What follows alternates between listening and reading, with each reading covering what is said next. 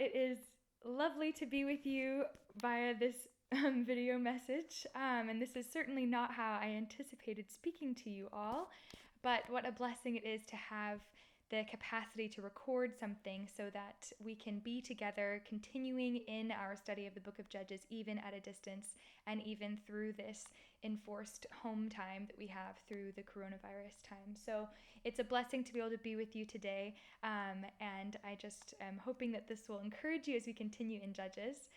So for those of you who don't know me, my name is Kaete Followwill, and I am originally from the States, as you can hear, but I've lived in the UK a long time, and I've been coming to Carrubbers for about a year and a half now. So I love Carrubbers, and I'm here in Edinburgh doing a part-time master's in biblical studies, and I'm also working for the university part-time.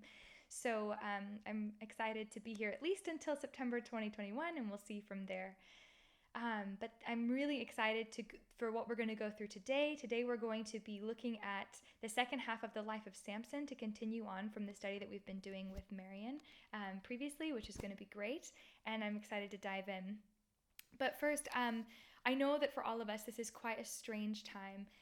There's been a lot of change and there's a lot of worry, so I just want to invite you in the next half an hour, 40 minutes, however long we have, to click pause on the worries, on your news sources, on social media inputs, put away your phone, close all your other internet browsers, and just let's go together into the world of the Judges and see what the Lord wants to say to us together through His Word. But first, let's go ahead and commit this time to the Lord in prayer, and then let's go through together. So, Heavenly Father, we thank you so much for your goodness. Thank you so much that you are with us. Thank you so much for your kindness in each of our lives, and that you are ultimately sovereign over this situation that we are all experiencing right now. And thank you for the opportunity we have to be able to look at your word together. And I just pray that you would bless us, that you would meet with us, and that you would speak to us through your word. In your precious name, amen. Now, this is all kind of a new experience for me, so I'm going to go ahead and minimize this video so that I don't see myself, but I'm going to try and just talk directly to the camera so that I can imagine that I'm seeing you guys. So I hope that doesn't change at all how you're experiencing this, but we'll just go for it. This is all a new experience for everybody. So, as I've said, we are nearing now the end of our study that we've done in the book of Judges, which as a book is certainly one of the bumpiest rides in the Bible. And as we've mentioned multiple times throughout the series, for those of you joining us maybe for the first time, Judges is a book of cycles. And this whole cyclical pattern is summarized for us by the author at the very start of the book in chapter 2. And today we're going to be looking at one of the last and most significant cycles. So let's just take a moment to reflect what exactly that cycle is. So it all starts with the people of Israel turning away in their hearts from the God of Israel, Yahweh, by serving the gods of the surrounding nations. When they moved into the promised land, the Lord commanded them to get rid of the surrounding nations entirely, but they didn't actually obey him in that. And then he said that they will actually be a snare to you and they will lead your hearts astray. And if you make a covenant with them, and if you intermarry with them, and if you serve their gods, then you will be led astray apart from me. And that's exactly what happened. So in Judges 2, we read that they did evil in the sight of the Lord because they go after the gods of these other nations. So the Lord then takes a step back and allows the other nations to conquer the people of Israel. And so the people of Israel are conquered and they are oppressed by these other nations. And from that lowly place, they then cry out to the Lord. They remember him and they cry out to him in their distress. And God continuously and in his mercy remembers them, and he raises up for them time and time again a judge who will come in to deliver the people from the oppressing nation. That's really the role of the judge, to come in and lead the people of Israel against their opponents, to rescue them and restore order in the land, in the land of Israel. But as we read in Judges 2, this cycle, there's a slight problem in this because the judge maintains order for a while, but then the judge dies. And then as we read in Judges 2, the people then do worse. They do even more evil things in the sight of the Lord. And the whole cycle starts all over again. And it just continues and continues. And there's this recurring motif that goes throughout the whole of the book of Judges, which is this one line. And the people did what was right in their own eyes. And there was no king of Israel in those days. So this is the world that we're in right now. And right where we're going to find ourselves today is we're going to come to look at the second half of the 13th cycle, which is the second half of the life of Samson in Judges 15 to 16. And this is a really important one because Samson is actually the judge given the most amount of time in the book of Judges. So he's quite a significant one for us to look at.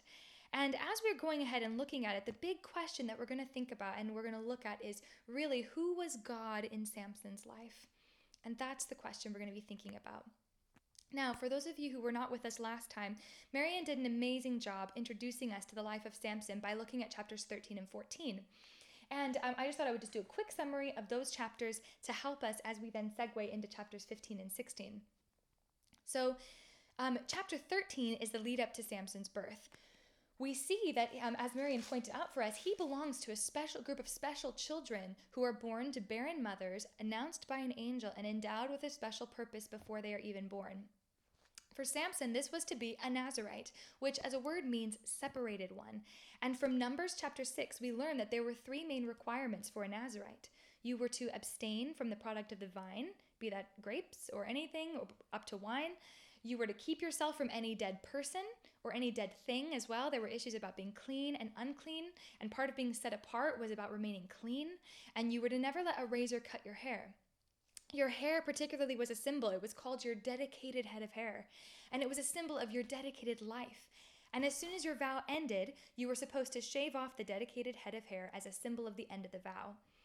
And it's really quite remarkable in this instance that Samson is dedicated to this from his mother's womb. This was to be a lifelong vow for him to be set apart. Whereas in Numbers, to be a Nazirite was usually it's depicted as something that you did for a season. So this is quite unique for Samson. Now, I don't know about you, but when we reached the end of chapter 13, I was feeling full of anticipation about the judge who is the set-apart judge. But then as we get into chapter 14, there are already some kind of red flags that start arising about some of his behaviors. Now, hilariously, when I was preparing this talk, I saw that chapter 14 was titled by someone as The Lion, the Wench, and the Wardrobe, which, if you read chapter 14, is really funny and very appropriate. So it's the story of him taking a wife from among the Philistines, which is already a red flag, him killing a lion with his bare hands in one of the Philistine vineyards, and then this strange interlude between him and the Philistines over an impossible riddle. And you read some of the rash things that happen, and you already start to see this slightly alarming tendency in Samson to totally disregard the principles of God regarding intermarrying, touching dead things, eating from dead things, or even in how he relates to the Philistines. And you start to think to yourself, okay, maybe this is just the brashness of youth, and hopefully this is going to get better.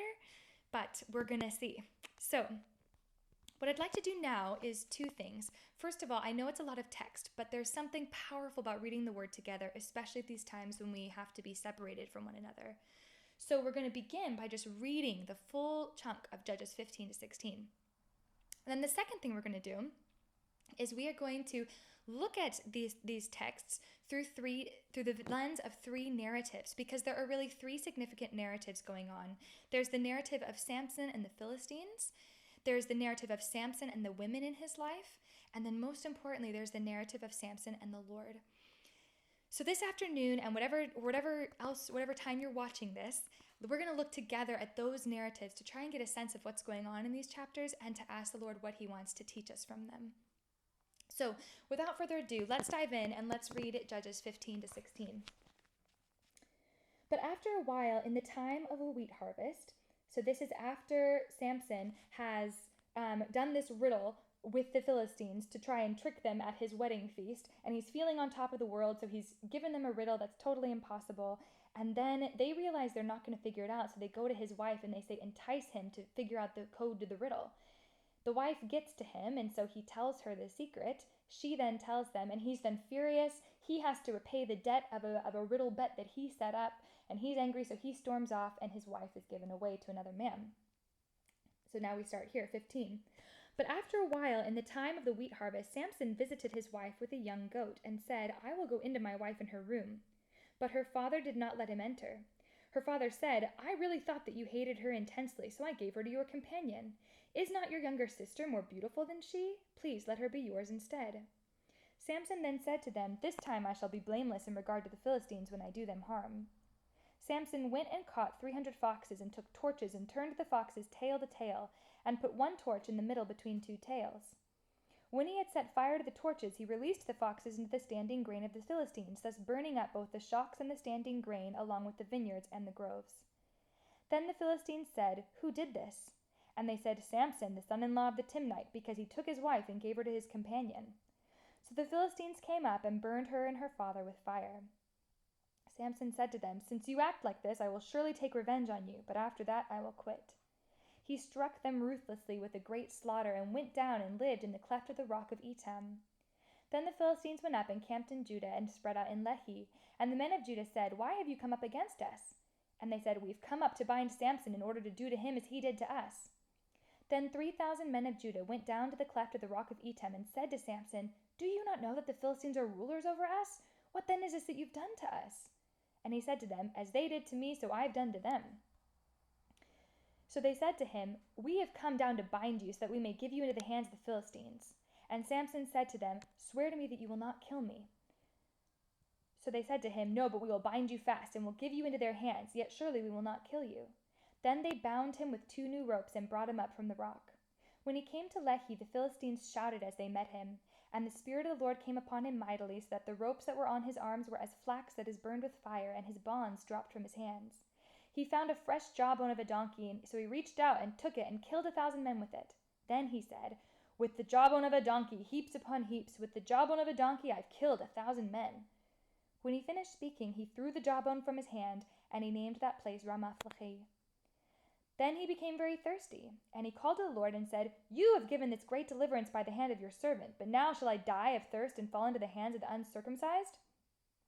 But God split the hollow place that is in Lehi, so that water came out of it.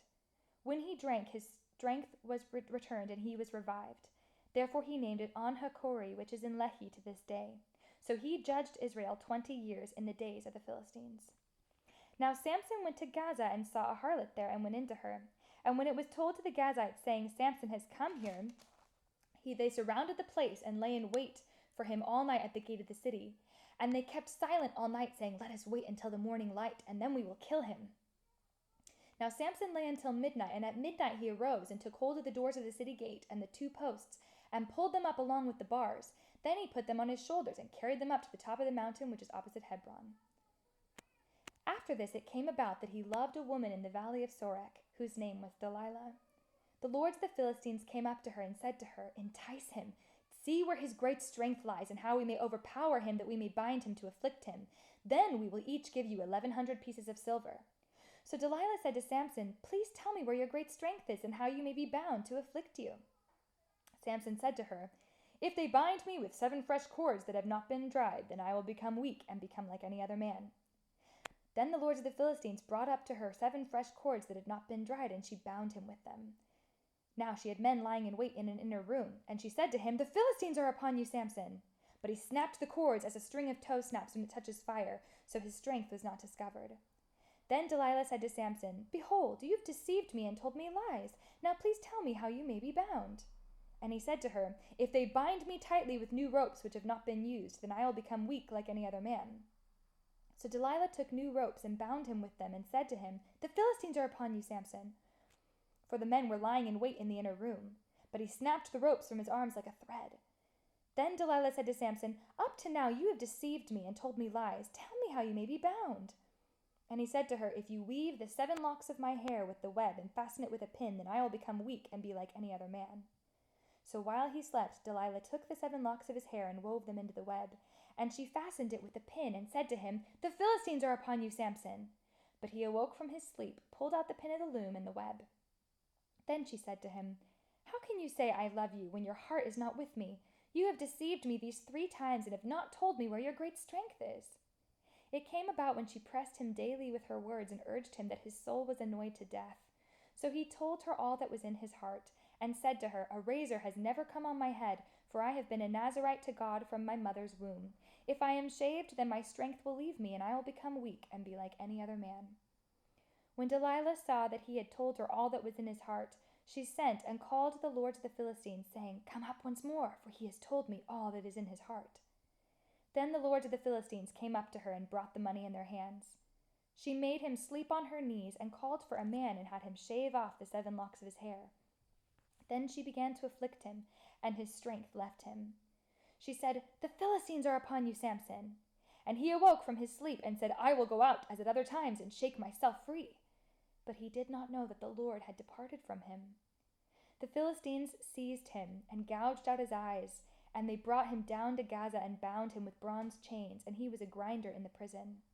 However, the hair of his head began to grow again after it was shaved off.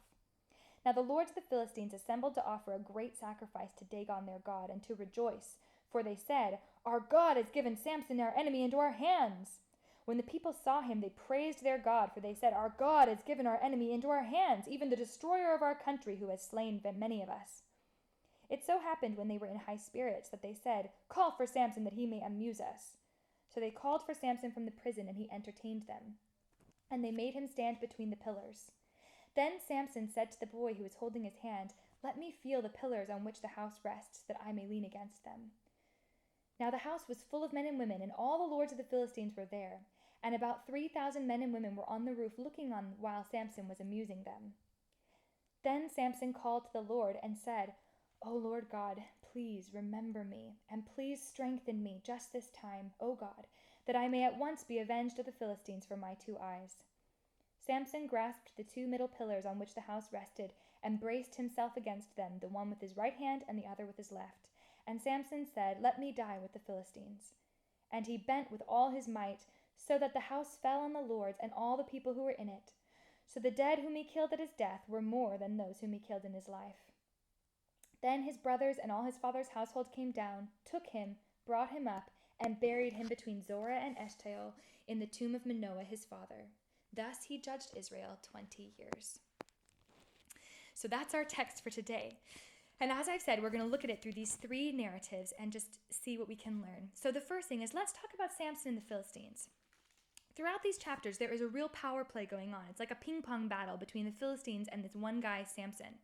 It's interesting to note that unlike the other judges who lead the people of Israel up against the enemy nation, in this story, it's really a one-man war. Even in verses 9 to 12 of chapter 15, the Philistines don't encamp against Judah to get the men of Judah. They're there for Samson. And then his people turn against him to give him over to the Philistines. But behind this power play, we see there is actually the hand of God. As Marian pointed out to us last week, this was a time where there was a comfortable arrangement between Israel and the Philistines, where the Israelites were relatively okay with actually this situation of being oppressed by the Philistines. And in chapter 14, verse 4, we see that the Lord is using Samson to seek an occasion against the Philistines. So the Lord is the one actually stirring up strife between them. And the fact is, just as he defeated an army of thousands through Gideon and a ragtag band of 300, here he is showing his power by expressing it through just one man. Because every time Samson does anything supernaturally powerful, it's entirely because he is filled by the Spirit to do so. The challenge, though, for Samson is that this invincible power that fills him isn't one that drives him to his knees in humble thankfulness towards God.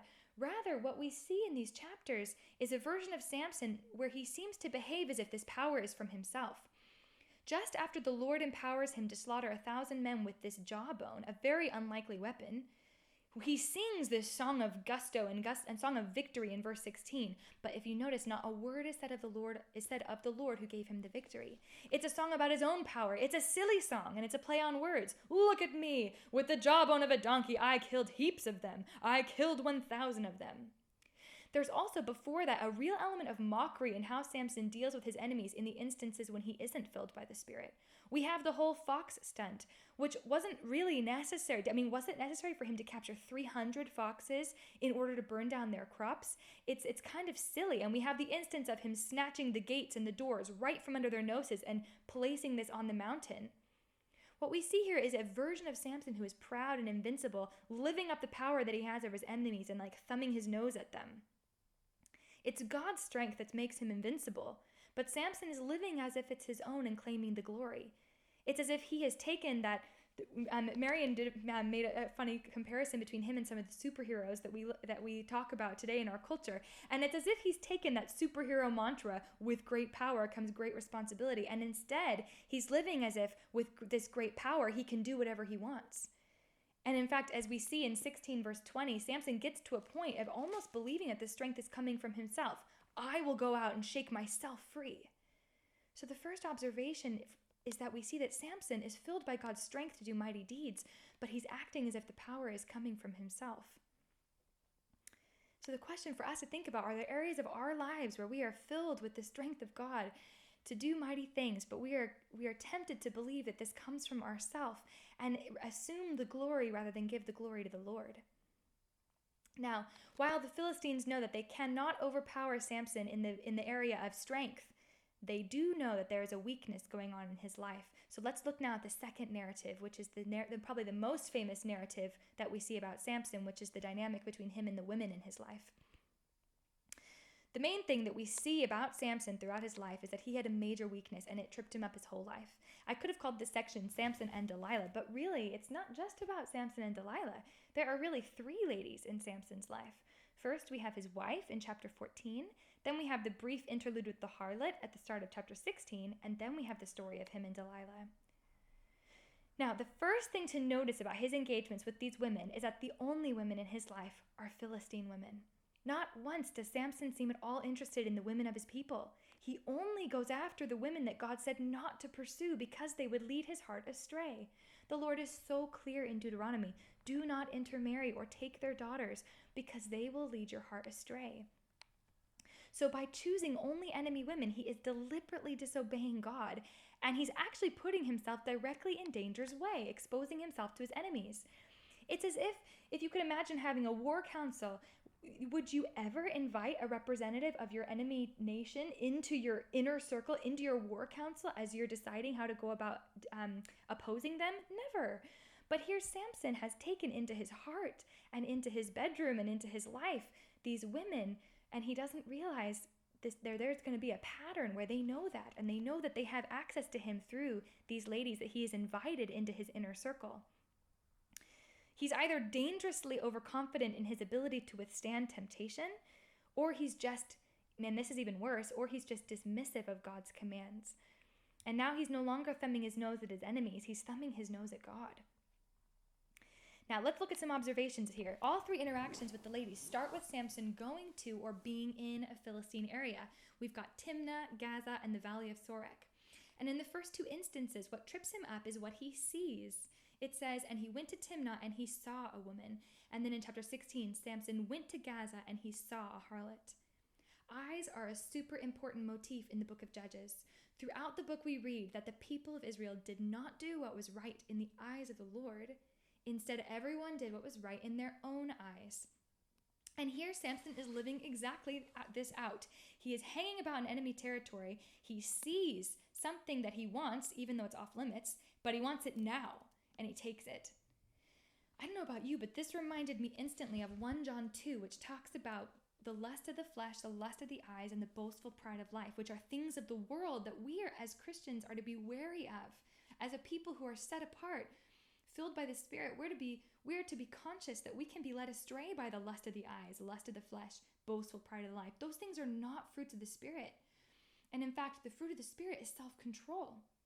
And we are to have a sense of, we're to go to the Lord to grow in having self-control over our lusts because they will tempt us. But for Samson, it's these very things that are the primary drivers to action. But the tricky thing is that his enemies are onto him. They know they can't defeat him in other ways, but they do know this weak point and the area of his life that was ultimately not surrendered to the Lord, that this is a way to get to him. In our chapter today, we come to the famous encounter of Samson and Delilah, and the story in verse 4 starts a little differently than the previous two, and we should know we're in trouble. It doesn't say that Samson saw a woman in the Valley of Sorek. It starts with, and Samson loved a woman in the Valley of Sorek. So this is deeper. And then, while the other two women remain nameless, in this instance, we're told her name. We should already be alarmed about where this is going. And Delilah is her name. And Delilah is a name that comes from a word meaning night. And she is most certainly a woman of the night, dealing in dark deeds. And she is the one who ultimately leads to his downfall. Then, from verse 5 of chapter 16, what's alarming is that we see an exact replay of what happened between Samson and his wife in chapter 14. And here's the pattern. He gets involved with a gal who doesn't follow his God, but belongs to the very enemy nation about whom God said don't intermarry. His enemies catch on to this, and they tell the women to entice him. Note how parallel chapter 14, verse 15 is to 16, verse 5. In Hebrew, they use the exact same words. Entice him, lure him. It's the lover's version of subduing the counterpart. It's interesting that the enemy uses the exact same tactic. It's not very original, but what's sad is that it works. Because, guys, the enemy does not have to be original when we never grow in our weaknesses. The women then go to work nagging at him, pulling all the manipulative tricks out of the bag. And at first, he kind of plays along with them. Again, he's feeling pretty confident. He's in a gambling mood, having a bit of fun. But eventually, they begin to wear him out. And eventually, he gets so annoyed and irritated that he gives in. Even though in both cases, if he had just been thinking straight, he would see how illogical it was to give in. With his wife, he gives in on the very day the riddle contest ended. If he had just waited, he would have won. He could have waited like a matter of a few hours, and he would have won that contest. And then with Delilah, surely you would think he would have noticed this pattern of a coincidence that every time he gives her an answer, the next day, she does, or someone does to him exactly what he just told her was the way to remove his strength. Somehow his answers always put into action. Why didn't he think that would happen in verse 20? Is it possible that he was beginning to believe his own narrative from his donkey song, that he was invincible and that he was strong enough to withstand and didn't really recognize the threat when it was there before him? And the result, sadly, of this pattern is that Samson is defeated by his enemies. He didn't heed God's warnings. He deliberately disobeyed. He didn't acknowledge the temptation before him, and there were consequences. There are always consequences when we deliberately disobey God. And guys, maybe this is a good time just to pause and reflect for a moment. We all of us sin, we do. We are totally redeemed by the Lord, praise God, and forgiven by him, but we do continue to sin. But are there areas of our lives where we are deliberately disobeying God, deliberately walking in disobedience to things that we know that he has said? Because let's just take this as a warning. We would be deceiving ourselves if we thought there wouldn't be consequences to that. Now, the last thing to say about his dynamic with women, and a really, really important point, is that these stories span his time as a judge, from his marriage, which we assume was toward the beginning of his time as a judge, all the way to his relationship with Delilah, which comes just before his death, with this little interlude in the middle with the harlot. And we know that he was a judge for 20 years, so that means that for Samson, this wasn't just a one-off problem that he had. This issue with uncontrolled lust, with just uncontrolled passions, living according to his passions, was a weakness that tripped him up his whole life. So another important question for us to think about: are there areas of my life that I repeatedly struggle with? Are there any patterns or secret sins that I foster where I'm actually not controlling my lusts and therefore making myself vulnerable to the attacks of the enemy? Hebrews 12, 1-3 has a great verse for us to think about. It says for us to throw off the sin that so easily entangles and to fix our eyes on Jesus, the author and perfecter of our faith. And that's what we want to be doing. We want to be crying out to the Lord to help us. So far we've seen a version of Samson who's definitely not what we expect when we think of someone who's set apart. Yes, he is filled by the Spirit to perform these awesome feats, and to fulfill the purpose for which God appointed him, which was to bring judgment on the Philistines. But we also see a version of Samson really as one just living as if he's the one who calls the shots. You can't help but look at this and think to yourself, who really is God in Samson's life? So, in light of that, we come now to the most quiet but most significant narrative in this story, which is the narrative of Samson and the Lord. There are two significant interactions where Samson speaks directly to the Lord, and let's take a look at those interactions now. The first is 15, verses 18-20, at the height of his strength, and the second is verses 16, 28-31, at the ultimate low point. In chapter 15, this is just after the victory with the jawbone. God has just strengthened Samson to win a great victory. Samson sings the victory song about himself, but then he's struck with an overwhelming thirst, a powerful physical need.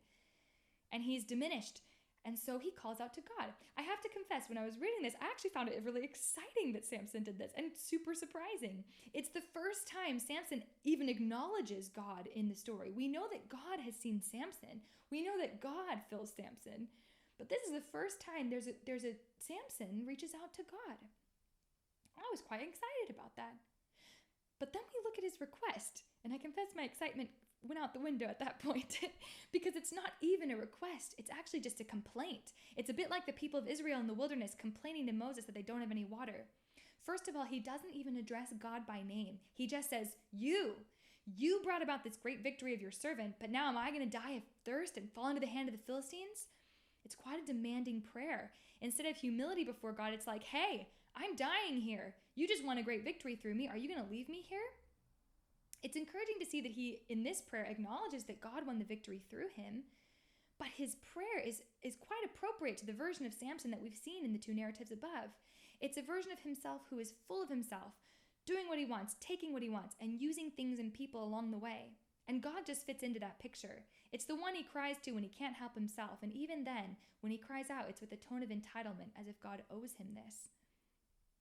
And once he gets the water, Samson names the place, but he doesn't name it after God. Unlike other places in the Bible where things are named like things like God has provided or God is good, Samson names this after himself. It's the spring of him who called.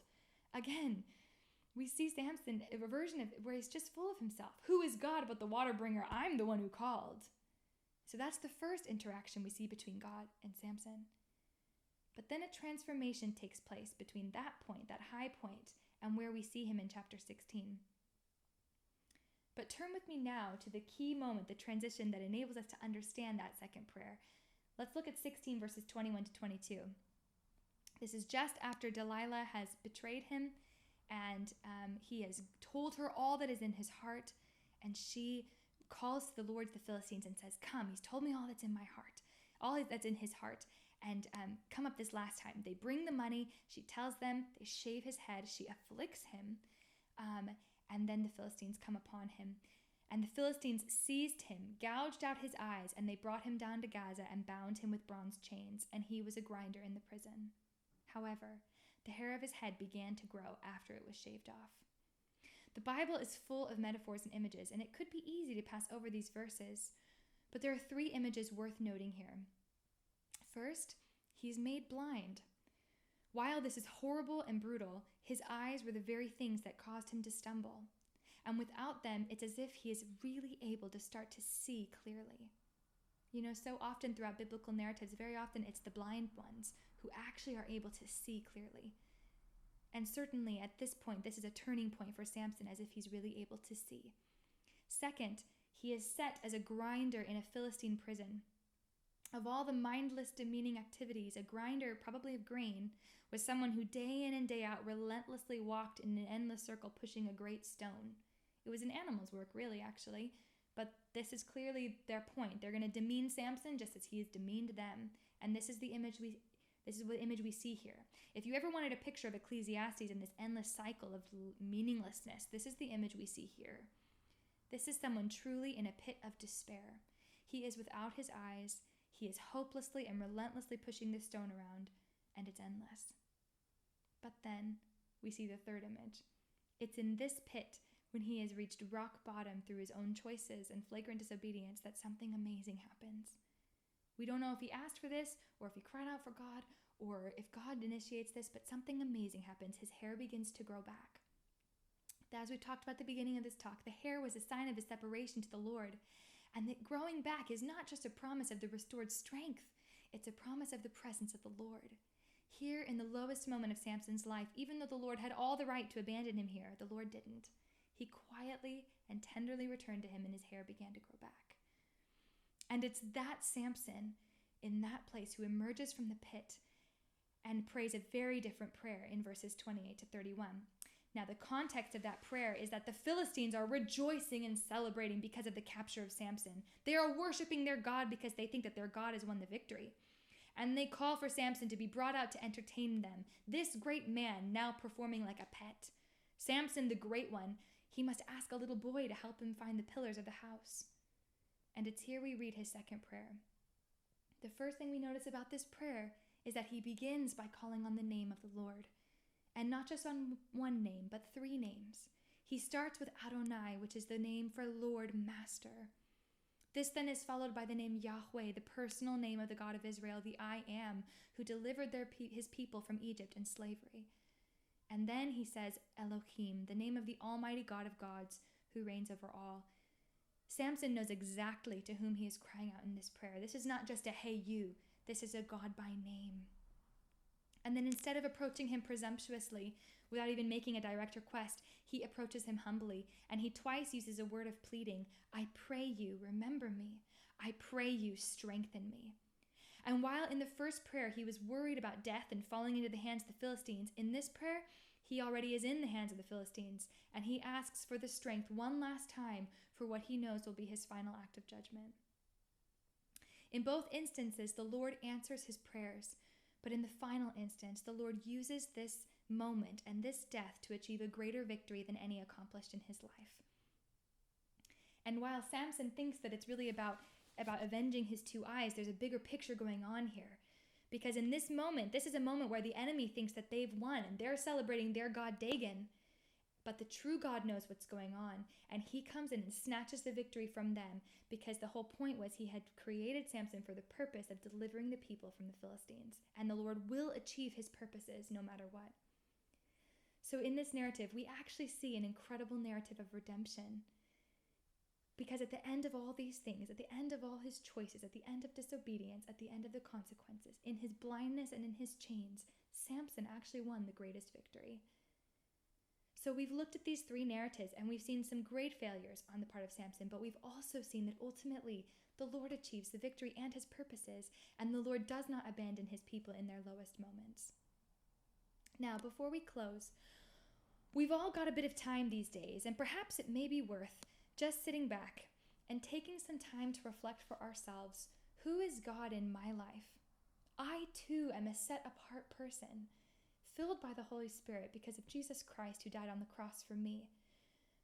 But am I walking in a way similar to Samson, where I'm allowing myself to call the shots and to be the authority in my life, where I'm recognizing God, but I'm not letting him be God over my life?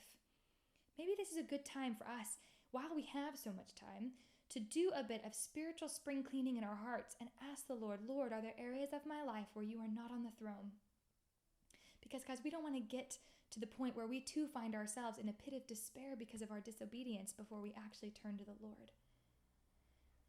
Now, we are about to go into Easter, and in this story we saw that our tragic hero achieved his greatest victory over his enemies at his death.